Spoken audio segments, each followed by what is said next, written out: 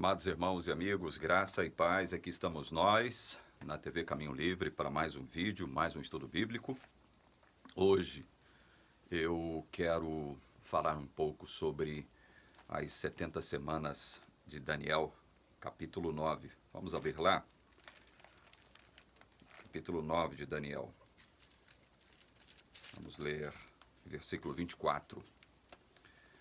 70 semanas estão determinadas sobre o teu povo e sobre a tua santa cidade, para fazer cessar a transgressão, para dar fim aos pecados, para expiar a iniquidade, para trazer a justiça eterna, para selar a visão e a profecia, e para ungir o santo dos santos. 70 semanas. Muito já foi dito sobre as 70 semanas. Muito já foi pronunciado, já foi escrito, né? Muito já foi propalado sobre as 70 semanas. O que são as 70 semanas? Né? Que período é este? Como é que nós devemos entender as 70 semanas? É óbvio que a Igreja Adventista, a teologia da Igreja Adventista tem um modo muito peculiar de enxergar, de entender a questão das 70 semanas. E nós vamos discorrer sobre isso. Interessante é esse número, né? 70 semanas. No original aparece 70 vezes 7. São 70 setes. É assim que aparece no original hebraico. A expressão 70 semanas aqui para a nossa língua portuguesa. 70 setes, ou 70 vezes 7. O que significa isso? Para onde isso nos leva? Para onde isso nos direciona? Bom, eu me lembro quando eu leio esta expressão, 70 semanas, ou 70 setes, 70 vezes 7, me lembro daquele episódio narrado em Mateus capítulo 18, versos 21 e 22, que diz assim: Então Pedro, aproximando-se, lhe perguntou: Senhor, até quantas vezes meu irmão pecará contra mim, que eu lhe perdoe?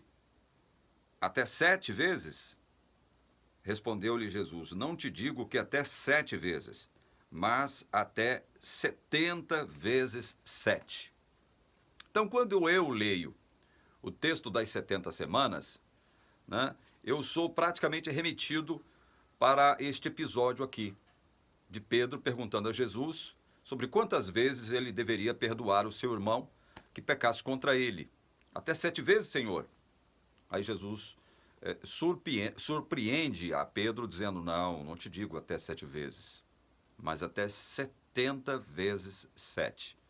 Ou seja, qual é o sentido disso? Qual o sentido de se perdoar o nosso irmão 70 vezes 7? Será que Jesus estava aqui impondo um número fechado, um número determinado de concessão de perdão? Era esse o entendimento que Jesus queria nos passar? É óbvio que não. Não é esse o sentido.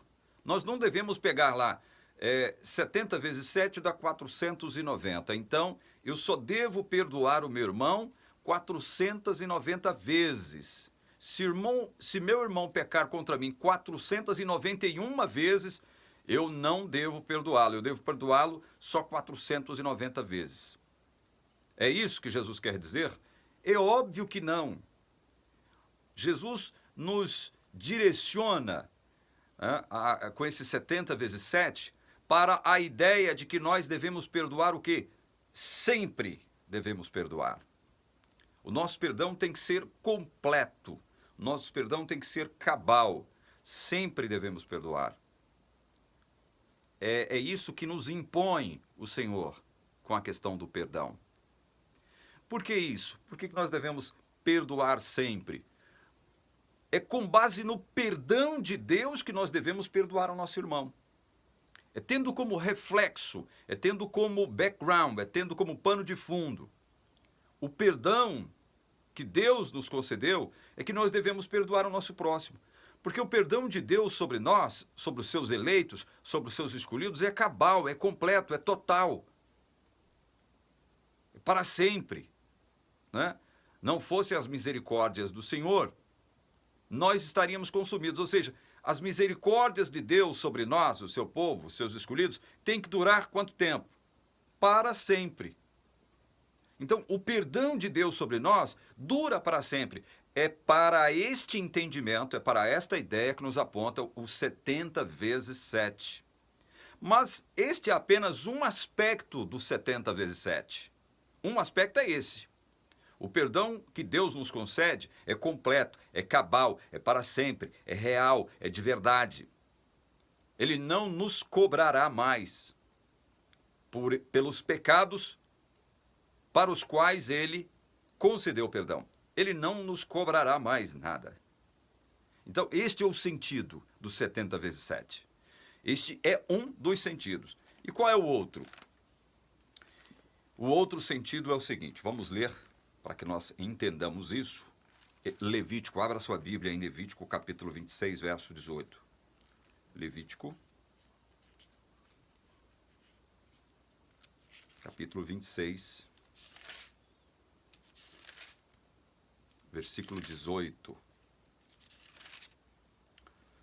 O texto diz assim: se ainda assim, com isto, não me ouvirdes, tornarei a castigar-vos 7 vezes mais por causa dos vossos pecados. Parece que esse texto não tem nada a ver com as 70 semanas, não é? Mas tem. O que Deus está falando aqui? Se vocês, apesar de eu lhes colocar numa situação de juízo, vocês ainda não se arrependerem,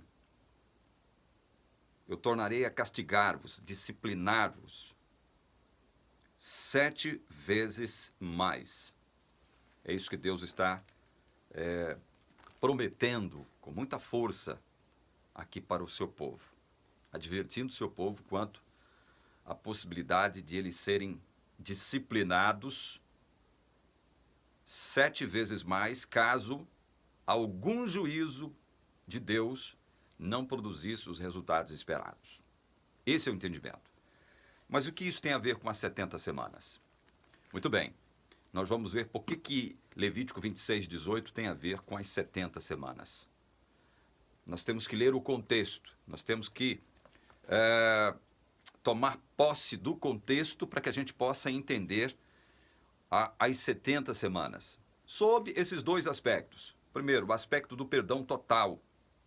Segundo, o aspecto do juízo ampliado de Deus sobre os rebeldes, sobre os impenitentes, sobre os de dura cerviz. Certo? Então, são dois os aspectos que nos devem levar, nos direcionar para o entendimento das 70 semanas aqui em Daniel. Vamos ler Daniel a partir do verso 1, para que a gente possa se inteirar do contexto e colocar os pingos nos is no que diz respeito a entender de fato e de verdade o que Deus queria nos transmitir com a questão das 70 semanas. Então vamos lá. Verso 1 em diante. No primeiro ano de Dario, filho de Assuero, da linhagem dos Medos, o qual foi constituído rei sobre o reino dos caldeus, no primeiro ano do seu reinado, eu, Daniel, entendi pelos livros que o número de anos de que falara o Senhor ao profeta Jeremias que haviam de durar as assolações de Jerusalém era de 70 anos. Daniel, então, revendo os livros, os rolos proféticos, né, ele entende, ele recorda a ideia de que Deus havia, através dos profetas, especialmente de Jeremias, dito o seguinte: olha, o cativeiro de vocês durará 70 anos. Portanto, Daniel já estava vivendo ali no fim do período dos 70 anos. Né? Já estava no fim do cativeiro babilônico. Verso 3. Voltei o rosto ao Senhor para o buscar com oração e súplicas, com jejum, pano de saco e cinza. Então ele busca ao Senhor com a ideia de fazer algumas súplicas específicas para Deus. Orei ao Senhor, verso 4. Orei ao Senhor meu Deus, confessei e disse: Ah, Senhor, Deus grande e temível, que guardas a aliança e a misericórdia para com os que te amam e guardam os teus mandamentos. Perceba que Daniel, ele reconhece que a aliança e a misericórdia são direcionados ou direcionadas para aqueles que amam ao Senhor e guardam os seus mandamentos. E aí nós devemos nos lembrar de um fato. Nós só podemos amar ao Senhor se o Senhor primeiro nos amar. É como o apóstolo João deixou isso bem claro. Nós o amamos porque ele nos amou primeiro.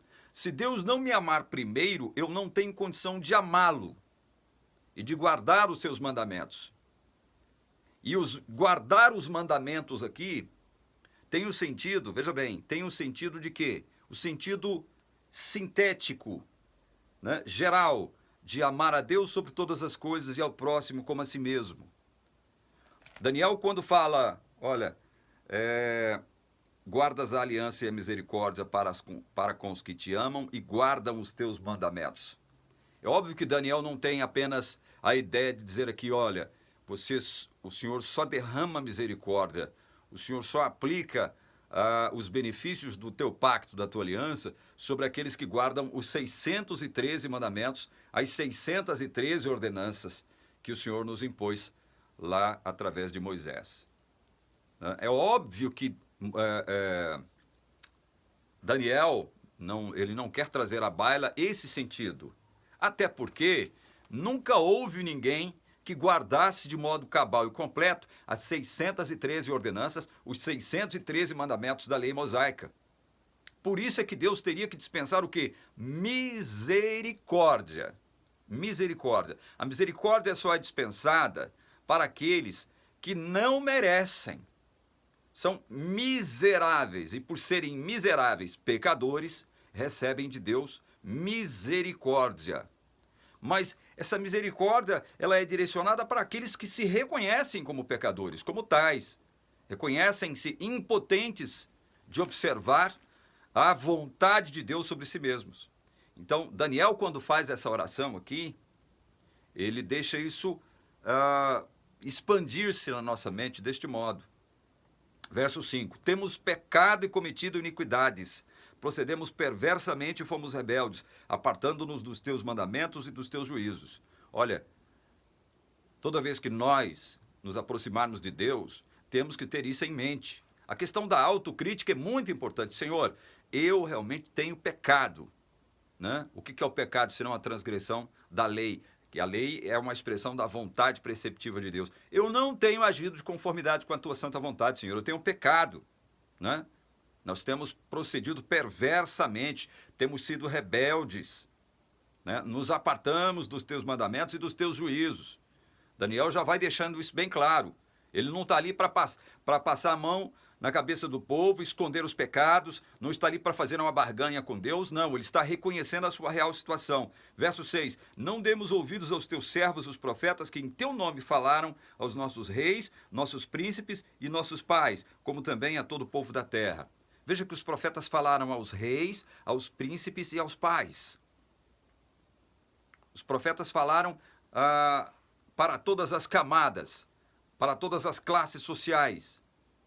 E eles não deram ouvidos à voz dos profetas. A ti, Senhor, ao verso 7, pertence a justiça, mas a nós o corar de vergonha, como hoje se vê. Aos homens de Judá, aos moradores de Jerusalém, todo Israel, quer os de perto, quer os de longe, em todas as terras por onde os têm lançado, por causa das suas transgressões que cometeram contra ti. Senhor, a única coisa que nós temos, que pertence a nós mesmos, é o corar de vergonha.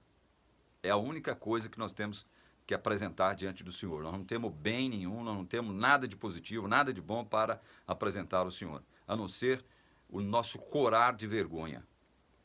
É interessante isso aqui, né? Olha o verso 8. Ó Senhor, a nós pertence o corar de vergonha, aos nossos pais, aos nossos príncipes e aos nossos reis, aos nossos príncipes, aos nossos pais, porque temos pecado contra ti. Ao Senhor nosso Deus pertence a misericórdia e o perdão, pois nos temos rebelado contra ele. Primeiro ele diz que a Deus pertence a justiça. E agora ele diz que, além de a justiça pertencer a Deus, o que ele diz aqui? Ao Senhor nosso Deus pertence a misericórdia e o perdão, pois nos temos rebelado contra ele. Justiça, misericórdia e perdão. Tudo isso pertencem, estas coisas pertencem a Deus. Verso 10. E não obedecemos à voz do Senhor nosso Deus para andarmos nas suas leis que nos deu por intermédio de seus servos os profetas. Sim, todo Israel transgrediu a tua lei, desviando-se para não obedecer à tua voz. Por isso a maldição e as imprecações que estão escritas na lei de Moisés, servo de Deus, se derramaram sobre nós, porque temos pecado contra ti. Veja que Daniel, ele não procura, como eu disse aqui, dourar a pílula, não é? Ele não procura fazer nenhum tipo de barganha com Deus. Ele se apresenta diante de Deus de forma nua, né? Dizendo o seguinte: Senhor, a verdade dos fatos é esta. Nós temos pecado contra ti. Nós temos nos rebelado contra o Senhor. Temos procedido perversamente. Nos afastamos dos teus santos mandamentos, das tuas santas leis. Nos afastamos da tua vontade. Nós somos pecadores. A nós só pertence o corar de vergonha. A ti pertence a justiça, a misericórdia e o perdão. Verso 12. Ele confirmou a sua palavra que falou contra nós, se ele é Deus, e contra os nossos juízes que nos julgavam, e fez vir sobre nós grande mal, porquanto nunca debaixo de todo o céu aconteceu o que se deu em Jerusalém. O que foi que nunca debaixo do céu aconteceu o que se deu em Jerusalém? Justamente o que Deus ordenou que acontecesse. O quê? Por conta dessa rebeldia, por conta da desobediência, por conta da idolatria do povo, Deus ordenou a destruição da cidade, a destruição do templo, e ordenou também o povo ser levado cativo para a Babilônia. Os profetas Isaías, Jeremias, deixam absolutamente claro que Deus se utilizou de Babilônia para proferir um juízo, pronunciar um juízo contra o seu povo. Deus se utilizou de um povo ímpio para aplicar um juízo ao seu povo. 70 anos deveriam permanecer cativos em Babilônia, tendo a sua cidade principal, a sua capital, destruída. O templo também destruído, aquele templo magnífico, também destruído pelos inimigos de Deus, pelos inimigos do povo de Deus. Esse foi um juízo terrível. E foi isso, e é a isso que o profeta Daniel se refere aqui no versículo 12. Fez vir sobre nós grande mal, porquanto nunca debaixo de todo o céu aconteceu o que se deu em Jerusalém. Nunca. Como está escrito na lei de Moisés, todo este mal nos sobreveio. Olha só o que diz aqui no verso 13.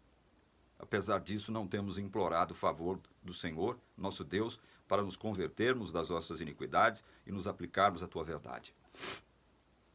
Gente, preste atenção nisso. O verso 13 aqui é muito importante para que a gente entenda a questão das 70 semanas. Como está escrito na lei de Moisés, todo este mal nos sobreveio. Apesar disso, não temos implorado o favor do Senhor, nosso Deus, para nos convertermos de nossas iniquidades e nos aplicarmos à tua verdade. Apesar de Deus ter aplicado um juízo, no caso específico aqui de 70 anos de cativeiro babilônico, destruída a cidade, Jerusalém, destruído o templo, levou o povo cativo. Apesar de tudo isso, o povo continuou o quê? Como diz aqui o verso 13.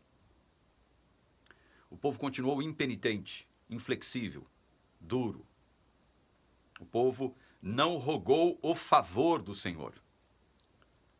O povo não rogou pela graça de Deus, porque graça é isto, é um favor que nós não merecemos. O povo continuou endurecido, continuou rebelde.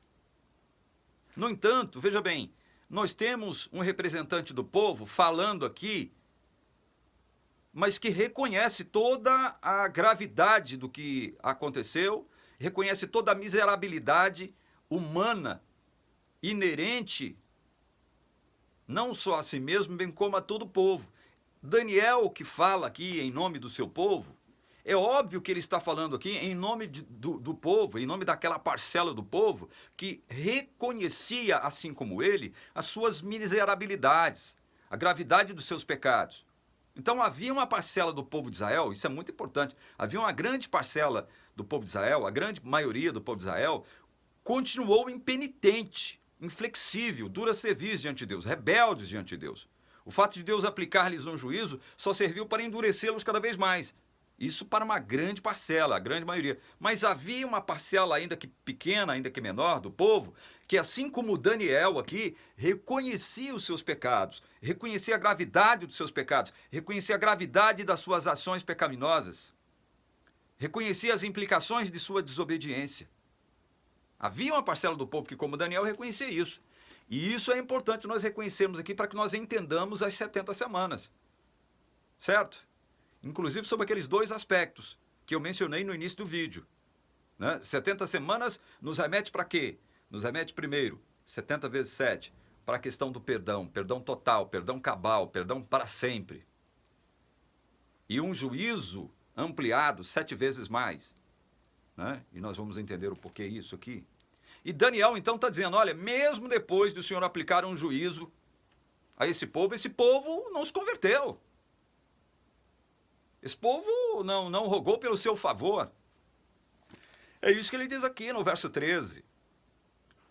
E vejam, esta é a razão pela qual Deus então pronuncia as 70 semanas. Deus determina um espaço de tempo que ele concebe aqui como 70 vezes 7, 77, ao povo de Israel.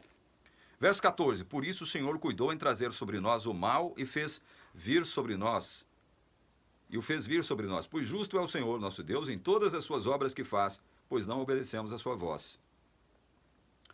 Na verdade, ó Senhor nosso Deus, que tiraste o teu povo da terra do Egito com mão poderosa, e a ti mesmo adquiriste renome, como hoje se vê, temos pecado e procedido perversamente.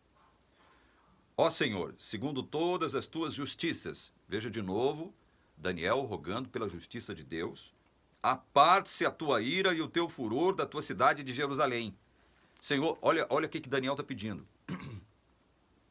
Segundo a justiça dele, aparte-se o teu furor e a tua ira sobre a cidade de Jerusalém. Senhor, desvia a tua ira e o teu furor de Jerusalém. Desvia. Veja, esse é um primeiro pedido claro de Daniel. Uma súplica clara de Daniel. Senhor, redireciona a sua ira para outro lugar. Desvia a tua ira e o teu furor de Jerusalém. Aí o que ele diz aqui mais? Do teu santo monte, porquanto por causa dos nossos pecados e por causa das iniquidades de nossos pais, se tornaram Jerusalém e o teu povo opróbrio para todos os que estão em redor de nós.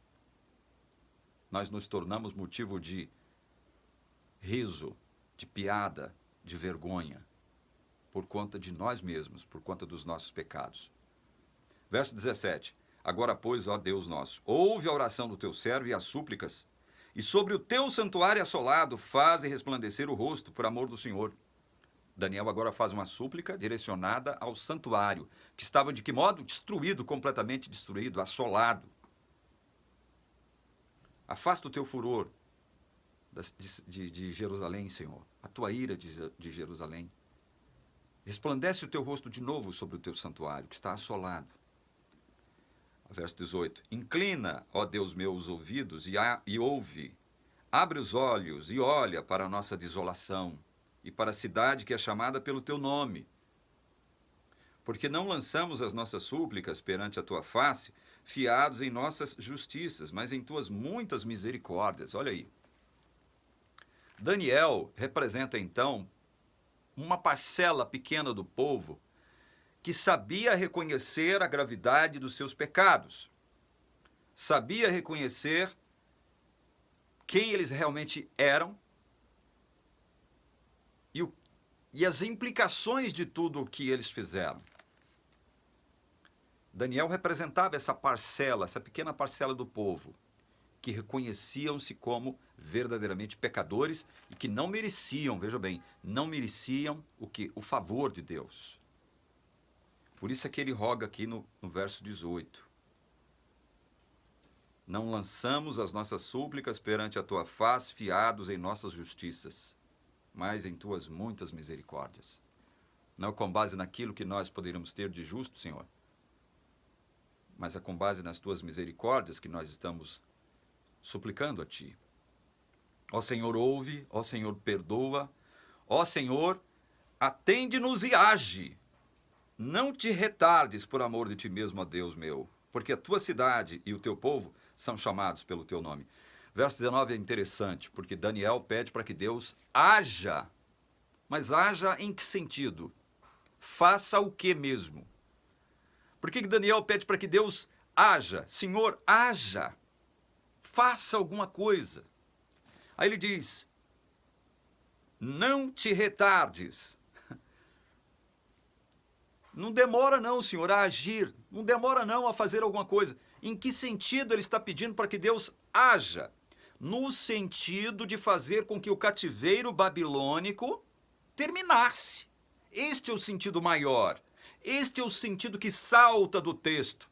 Por quê? Porque Daniel, ele inicia aqui o capítulo 9, falando sobre a sua convicção santa, transmitida pelo estudo das Escrituras, de que o cativeiro deveria durar somente 70 anos. Então, Daniel faz as contas, reconhece que os 70 anos haviam chegado ao fim, e agora ele pede para que Deus realmente haja no sentido de fazer com que o cativeiro babilônico, que era um juízo por conta da rebeldia do povo, terminasse, cessasse, se encerrasse. Com base nas justiças do povo? Não, com base nas muitas misericórdias, porque mesmo passando pelo cativeiro babilônico de 70 anos, o povo continuava o mesmo, grande parcela do povo continuava rebelde, né? Continuava idólatra, continuavam sendo um povo de dura cerviz, um povo que não reconhecia os seus pecados.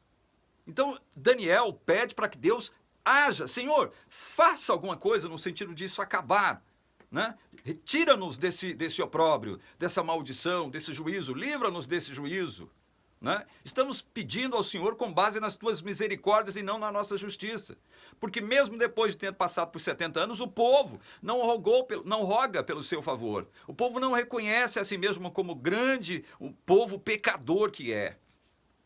É nesse sentido que Daniel ora aqui, isso salta aos olhos. Quem lê o texto com liberdade percebe isto. Que Daniel está fazendo uma oração nesse sentido. Senhor, faça alguma coisa. Acaba logo com esse cativeiro babilônico.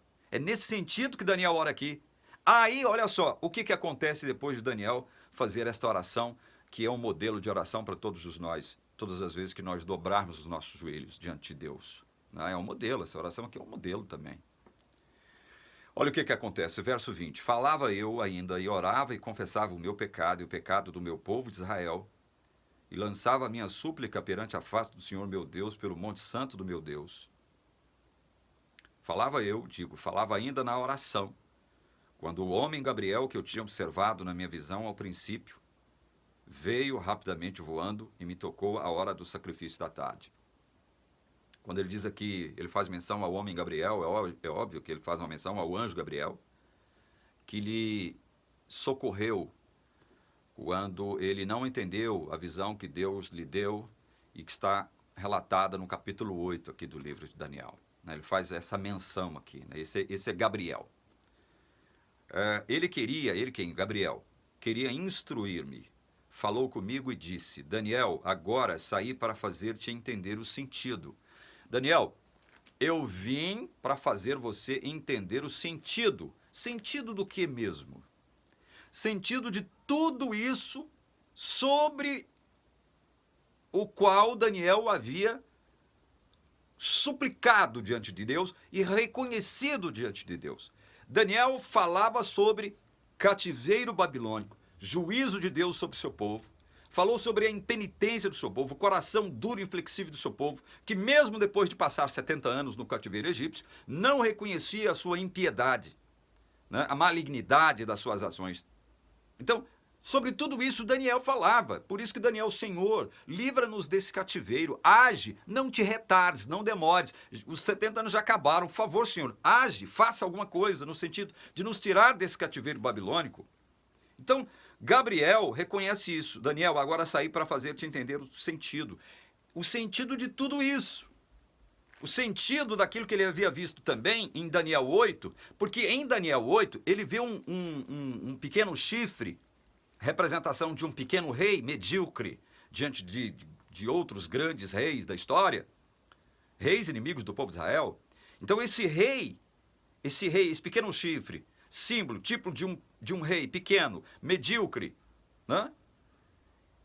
E, no entanto, faria grandes males contra o santuário de Deus. Ele não entendeu isso completamente. Ele não entendeu aquela questão do capítulo 8. Olha, um pequeno chifre irá profanar o Tamide, irá fazer cessar o Tamide pelo período de 2.300 tardes e manhãs, né? Ele vai botar abaixo o lugar do santuário, vai substituir o culto de Deus, ele vai de forma assintosa, né?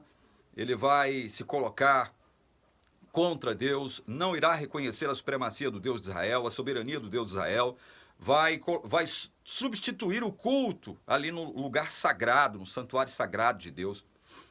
Então ele não entendia isso.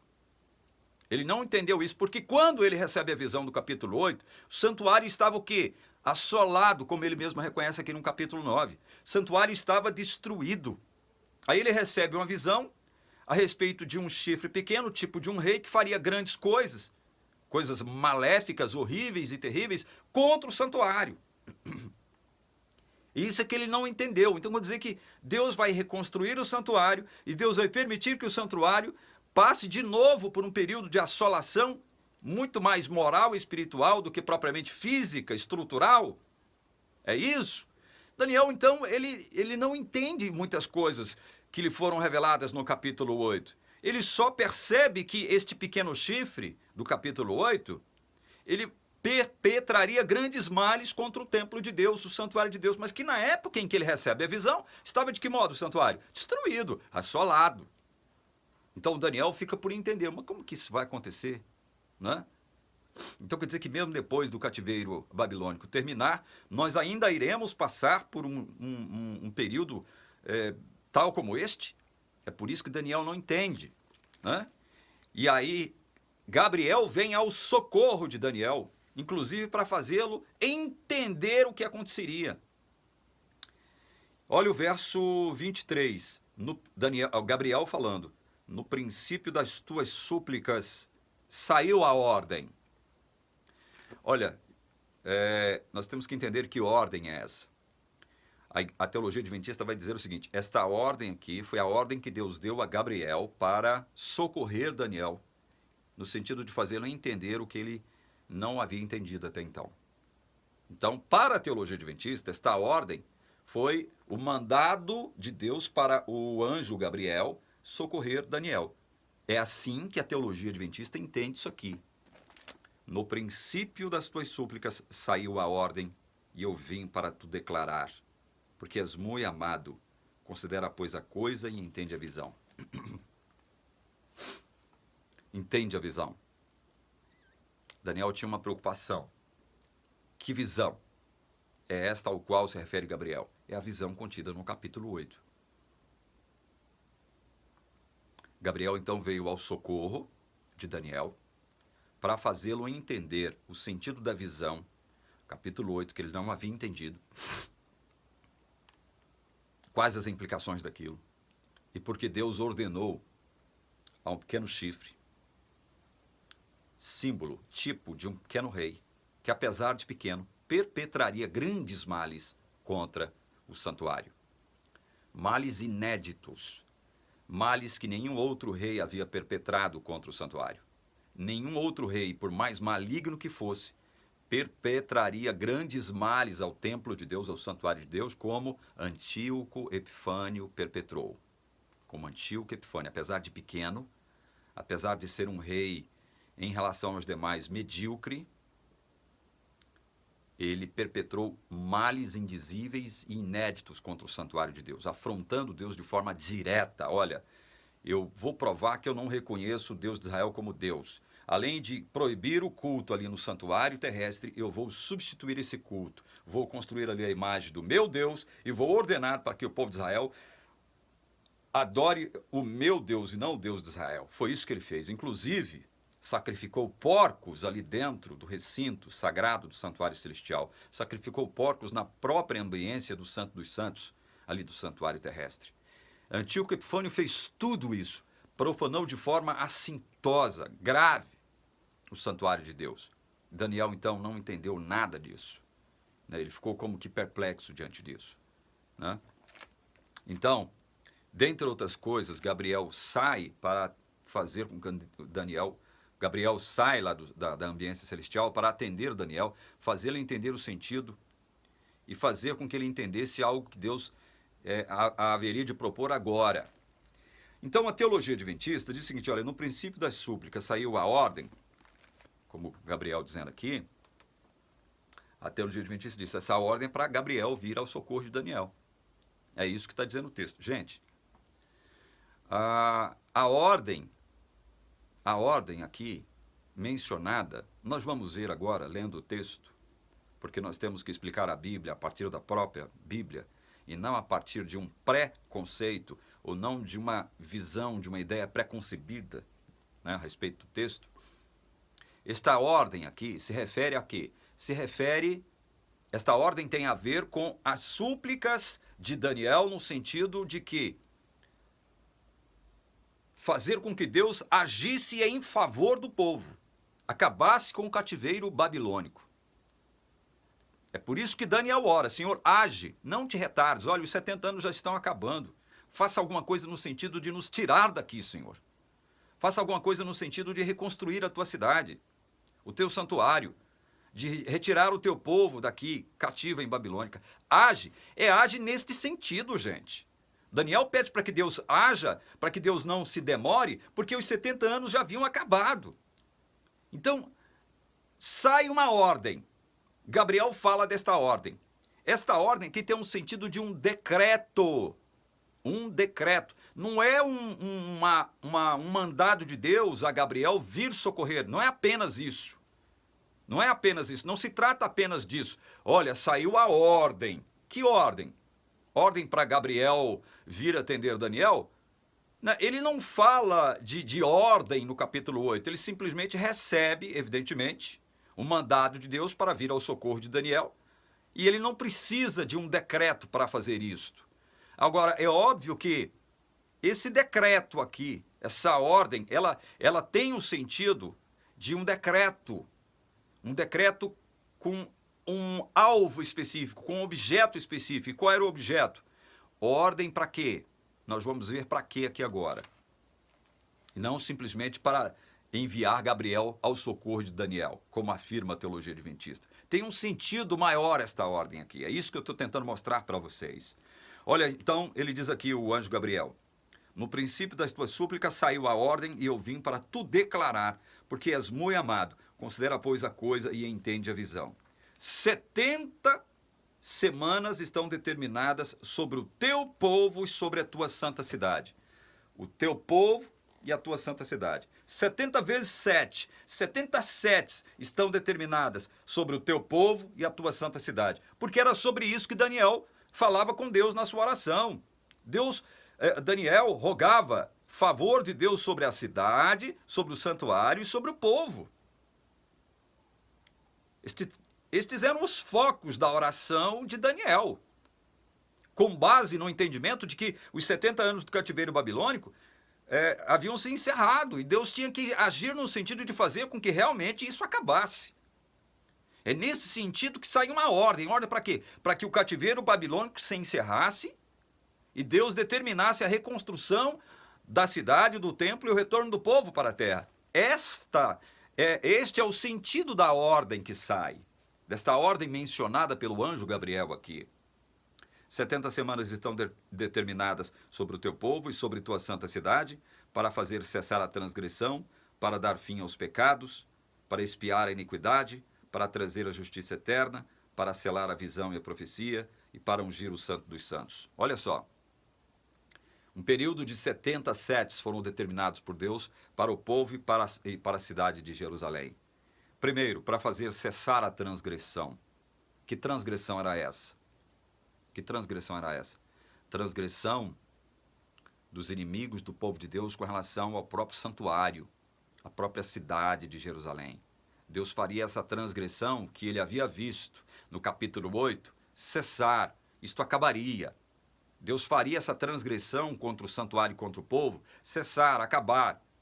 Porque Daniel não havia entendido isso. Como? O santuário está assolado, estamos em cativeiro babilônico. Quer dizer então que Deus, no fim de tudo, Deus vai reconstruir tudo de novo e vai ordenar que de novo, né, alguém contamine, profane, né, ponha abaixo, de modo cultual, né, falando uma linguagem cultica, vai pôr abaixo tudo isso de novo.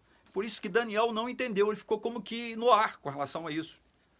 Então a primeira promessa com relação ao período de 70 setes é este, olha, para dar fim, para fazer cessar a transgressão. Essa transgressão que assolava o santuário de Deus, a sua cidade e o seu povo.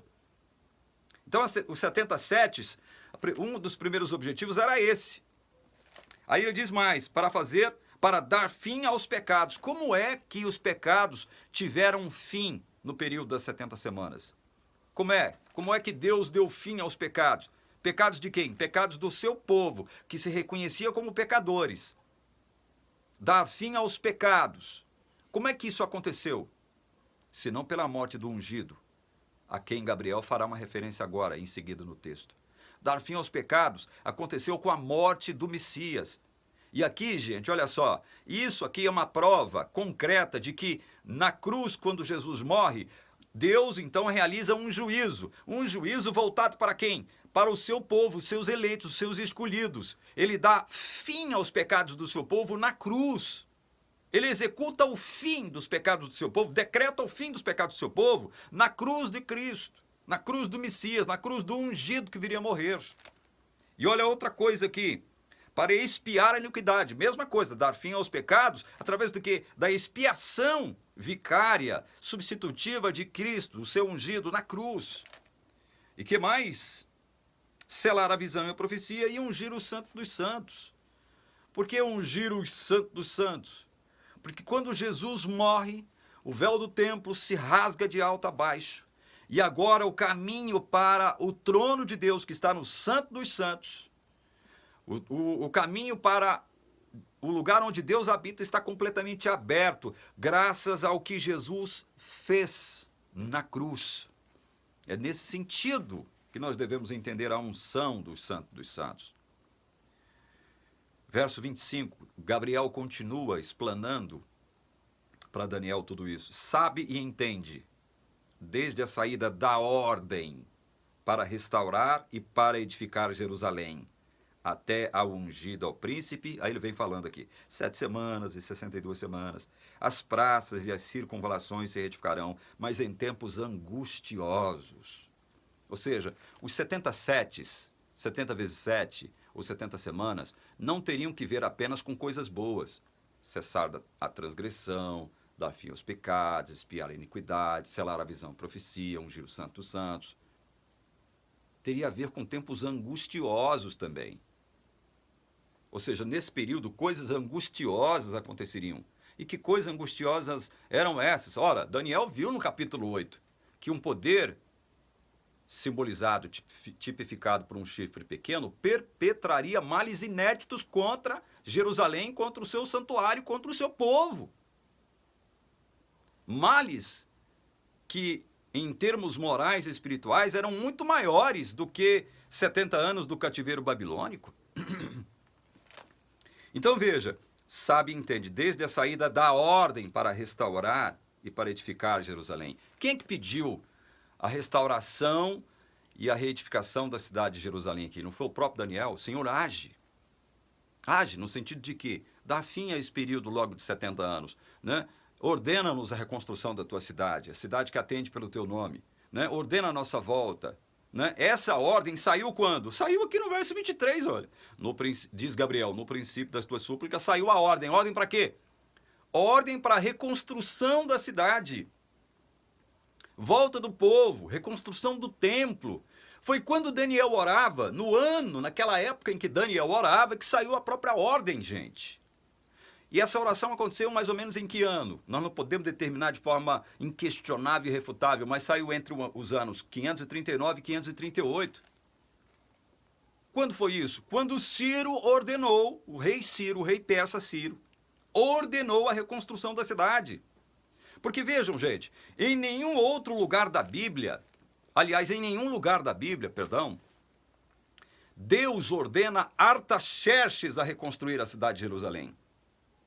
Em nenhum lugar da Bíblia você vai ler que Artaxerxes recebeu de Deus uma incumbência de promulgar um decreto no sentido de reconstruir Jerusalém. A quem Deus determinou esta ordem, este decreto? Abram Isaías, capítulo 45, e leia comigo o verso 13, que você vai ler o que a palavra de Deus diz a esse respeito, e não o que a teologia adventista de forma arbitrária afirma com relação a esse assunto. Olha só, Isaías 45, 13. Eu, na minha justiça, suscitei a Ciro, e todos os seus caminhos endireitarei. Ele edificará a minha cidade e libertará os meus exilados. Ele edificará a minha cidade, ele libertará os meus exilados. Ou seja, Deus determinou a Ciro a reconstrução de Jerusalém, o retorno do povo à sua terra. Foi a Ciro que Deus determinou, não foi a Artaxerxes em 457, como afirma a teologia adventista. Portanto, esta ordem de reconstrução da cidade não sai em 457 ou 458, como alguns teólogos dizem, não sai nesse período. Neste período, 458, 457 a.C., a reconstrução da cidade de Jerusalém já estava muito adiantada, já havia iniciado quando mesmo? Em 539, 538. Através do decreto de quem? De Ciro, que foi ordenado por quem? Por Deus. Aí a igreja adventista diz, não, esse decreto que nós devemos observar, saíram 3 decretos, é verdade, foram 3 decretos que saíram no sentido de reconstrução da cidade, do templo, de retorno do povo, saíram 3 decretos, um de Ciro, um do rei Dario e um do rei Artaxerxes. São 3 decretos, mas o que vale, diz a teologia adventista, o que vale é o decreto do rei Artaxerxes. Ora bolas, justamente o decreto que não fala absolutamente nada de reconstrução da cidade, nem de reconstrução do templo, até porque o templo, nem em 457, 458, já havia sido reconstruído, né? Se você lê Esdras, capítulo 7, que é onde nos manda ir a teologia adventista para sabermos, para identificarmos ali o decreto de Artaxerxes, você vê ali, lendo Esdras 7, que Esdras recebe uma ordem de Artaxerxes, não para reconstruir a cidade ou o templo, mas para o quê? Para voltar a Jerusalém, porque Esdras era um sacerdote e ele deveria reorganizar o culto do povo de Israel em relação ao templo, que já havia sido reconstruído. Então Esdras recebe a ordem, através de um decreto de Artaxerxes, para ir, levar recursos para o povo de Israel e reorganizar o culto. É com este sentido que o rei Artaxerxes decreta o retorno de Esdras e um punhado de gente com ele, e não para reconstruir a cidade. O processo de reconstrução da cidade já havia iniciado há muitos anos. E Artaxerxes, um pouco antes, né? E aí eu não saberia dizer se é o mesmo Artaxerxes, decreta o quê? A interrupção da reconstrução de Jerusalém. Anos antes, Artaxerxes decreta a interrupção da construção do templo, da reconstrução do templo, e não a reconstrução do templo. Vejam só como são as coisas. É interessante isso, né? Quando você lê a Bíblia com liberdade, procurando se ater aos fatos, né? Não praticando uma leitura tendenciosa, como faz a teologia adventista do 7º dia. Certo? Então, veja. O início das 70 semanas se dá quando? Quando Ciro promulga um decreto ordenando a reconstrução de Jerusalém, a volta do povo, a reconstrução do templo. 539, 538. Certo?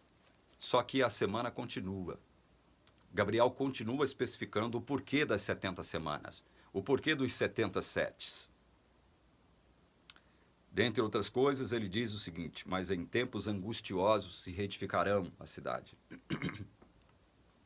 Tempos angustiosos. Houve muita perseguição, houve muita oposição ao povo de Deus no sentido de tentar proibi-los de reconstruir a sua cidade sagrada, de tentar proibi-los de reconstruir o templo santo de Deus. Houve muita oposição, houve guerras, houve muitas pedras no caminho. Tempos angustiosos, disse Gabriel aqui para Daniel. Olha o verso 26. Depois das 62 semanas será morto o ungido, O ungido teria que ser morto para quê? O ungido teria que ser morto para quê mesmo? Para expiar a iniquidade, para dar fim aos pecados e trazer a justiça eterna para o seu povo. Expiar a iniquidade, dar fim aos pecados, trazer a justiça eterna. O ungido teria que ser morto para isso acontecer. E Gabriel fala sobre isso aqui. 70 vezes 7 você deve perdoar ao seu irmão. Mas com base em quê mesmo? Com base no perdão que Deus te concedeu, que é total, é cabal, é eterno, é para sempre. Não há mais como Deus retirar o seu perdão que Ele concedeu sobre você. É para isso que nos aponta os 70 vezes 7. Estão entendendo? Esse é um aspecto do 70 vezes 7. O outro aspecto é o seguinte, olha, Deus diz, se mesmo depois de eu aplicar um juízo a vocês, vocês não se arrependerem, eu ampliarei o meu juízo 7 vezes mais. Levítico 26, 18, nós lemos, não foi? E Daniel reconheceu isso, que mesmo depois do povo passar pelo cativeiro babilônico, eles continuavam endurecidos, inflexíveis, rebeldes, idólatras contra Deus de Israel. Por isso Deus amplia esse período de juízo 7 vezes mais, 70 vezes 7. 70, uma referência ao cativeiro babilônico. Vocês ficaram 70 anos no cativeiro babilônico, pois agora eu vou estender esse período 7 vezes mais. Vocês vão passar por 7 períodos de juízo. Para muitos, juízo. Para outros, perdão completo e cabal dos pecados. Estão vendo os dois aspectos das 70 semanas? São esses dois aspectos que saltam aos olhos aqui, gente. Não adianta você ir contra a palavra. Então, continuemos. Depois das 62 semanas, verso 26. Será morto o ungido, já não estará. E o povo de um príncipe que há de vir destruirá a cidade e o santuário, e o seu fim será num dilúvio, e até o fim haverá guerra, desolações são determinadas. Então, quer dizer que a cidade seria destruída de novo. De novo a cidade seria destruída, o santuário seria destruído de novo. Vejam, isso aqui faz parte do aspecto negativo das 70 semanas, dos 70 setes. Deus não ampliou o juízo 70 vezes, ou aliás, perdão, 7 vezes mais. Ampliou. Então, quer dizer, Deus, no início das 70 semanas, dos 77, Deus ordena através de Ciro a reconstrução da cidade, o retorno do povo, a reconstrução do templo. Mas no fim do período, no fim de tudo, Deus ordena de novo a destruição da cidade, a destruição do templo. De novo. Estão vendo? Vocês estão vendo como isso aqui é grave? Veja que as 70 semanas, elas deveriam se encerrar, esse período de 70 setes, deveria se encerrar por ocasião da destruição de Jerusalém, do seu templo, no ano 70 da nossa era. O período dos 70 setes tem início quando Ciro decreta a reconstrução da cidade, por ordem de Deus, Deus que destacou o Ciro para isso. Ordenou o Ciro a fazer isso, conforme Isaías 45. Então, no início dos 70 setes, Deus ordena o retorno do povo, reconstrução de Jerusalém, reconstrução do templo. No fim do período dos 70 setes, Deus ordena de novo a destruição da cidade, a destruição do santuário. De novo. Vocês estão vendo por que Daniel custou a entender essa questão do templo assolado, ser profanado de forma inédita e assintosa por um pequeno chifre. E agora Deus, através do profeta, através do anjo, Gabriel, começa a desvendar tudo aquilo que ele iria fazer com relação à cidade, ao templo e ao povo. Olha, a cidade será reconstruída, o povo retornará à sua terra, o santuário será reconstruído, mas no final desses 70 setes, que é um período de juízo ampliado 7 vezes mais com relação ao cativeiro babilônico que durou 70 anos, eu vou destruir de novo a cidade, vou destruir de novo o templo. Olha só que interessante isso aqui. Mas a teologia adventista vai dizer o seguinte, não, o fim das 70 semanas ocorreu com o apedrejamento de Estevão. Onde está isso? Onde está aqui que o fim das 70 semanas ocorreu com o apedrejamento de Estevão? No ano que eles afirmam ser 34. Onde? Por que isso? Por que a igreja faz isso? Porque, veja, eu já disse aqui num dos meus vídeos e vou repetir de novo. A igreja adventista tem um verdadeiro orgasmo por marcar datas e épocas. Eles têm orgasmo, eles vão ao orgasmo. É um negócio louco. Eles têm um êxtase em marcar data em marcar épocas, em querer determinar quando é que as coisas vão acontecer. Deus, veja bem, Deus ordenou a reconstrução de Jerusalém, o retorno do povo, a reconstrução do templo. Ordenou sim, para Ciro. Do ponto de vista histórico, nós vamos localizar isso entre os anos 539 e 538. E Deus determinou que, nesse período de 77, que começa por aí, em 539 e 538, o fim desse período se daria com o quê? De novo, com a destruição da cidade e do templo. Que se deu quando? No ano 70 da nossa era. Aí vem o Adventista e diz, mas isso não... Veja bem, 538 ou 539 até o ano 70 dá mais de 490 anos, porque 70 vezes 7 dá 490. Tendo-se em vista que Deus está falando de um período de 490 anos e não de apenas 490 dias, levando-se isso em consideração, 538 ou 539 ou 538 até o ano 70 dá muito mais de 490 anos. Ora, meu Deus do céu, Deus disse que este período deveria ser considerado de modo linear. Deus determinou isso. Deus disse lá a data, determinou a data exata, o dia exato, a hora exata, o dia da semana exata e falou, olha, vai terminar nesse dia desse ano, nessa hora. Deus não fez essa determinação, gente. Deus simplesmente determinou um período de 70 setes. Ele não disse que esse período aconteceria de forma linear, sucessiva. Não foi isso que Deus determinou. Por que Deus não determinou isso? Por uma simples razão. E Jesus fala sobre essa questão do tempo, de uma data. Isso está lá em Atos, capítulo 1. Vamos lá? Vamos ler? Vamos deixar a palavra de Deus nos guiar, como sempre é feito aqui na TV Caminho Livre. É por isso que existe muita ira e muito ódio contra mim aqui na TV Caminho Livre. É por isso que aquele ex-pastor retardado, aquele débil mental, que foi despedido lá da Igreja Adventista, que fica arrotando inverdades e mentiras aqui no YouTube, é por isso que ele destila um ódio contra mim, porque eu venho, abro a Bíblia e mostro a verdade dos fatos. Atos capítulo 1, versos 6 e 7. Então os que estavam reunidos lhe perguntaram, Senhor, será este o tempo em que restaures o reino a Israel? Respondeu-lhes Jesus, Não vos compete conhecer tempos ou épocas que o Pai reservou pela sua exclusiva autoridade. Opa, para lá um pouquinho. O que Jesus está dizendo aqui com relação a datas e a tempos, a épocas? O que Jesus está falando aqui? Não vos compete conhecer tempos ou épocas que o Pai reservou pela sua exclusiva autoridade. Jesus já havia dito o seguinte, olha, o dia da minha volta, nem anjos nem homens sabem, nem o Filho do Homem sabe, enquanto homem. Somente o Pai. Por que isso? Porque Deus não revelou para ser humano algum. Isso é competência e atribuição exclusiva de Deus. Tempo, data, épocas, é competência exclusiva dele. Ele determina as coisas. Mas o tempo das coisas acontecerem pertence a Deus. A data das coisas acontecerem pertence a Deus. Por isso ele não revela especificamente data de certas coisas. E ali nos 70 setes, 70 semanas de Daniel 9, não há isso. Deus não determinou, olha, será no dia 7 de setembro do ano 457 e vai terminar dia 7 de setembro do ano 34 da nossa era. Não, Deus não faz esse tipo de coisa. Quem faz esse tipo de afirmação arbitrária com relação a esse período aqui, não só relacionado a esse período, mas a outras coisas mais, é a teologia vagabunda, sem vergonha, mentirosa, corrupta, tendenciosa, arbitrária da Igreja Adventista. É isso que acontece. Não vos compete saber tempos ou datas ou épocas. Isso é competência de Deus.